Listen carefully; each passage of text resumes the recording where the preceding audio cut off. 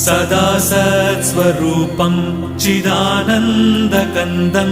जगत्सम्भवस्थानसंहारहेतुं स्वभक्तेच्छया मानुषं दर्शयन्तं नमामीश्वरं सद्गुरुं साईनाथं नमामीश्वरं सद्गुरुं साईनाथं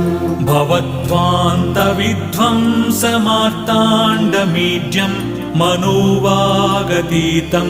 मुनिर्ध्यानगम्यं जगद्व्यापकं निर्मलं निर्गुणं त्वां नमामीश्वरं सद्गुरुं साईनाथं नमामीश्वरं सद्गुरुं साईनाथं भवाम्बोधिमग्नार्दितानां जनानां स्वपादाश्रितानां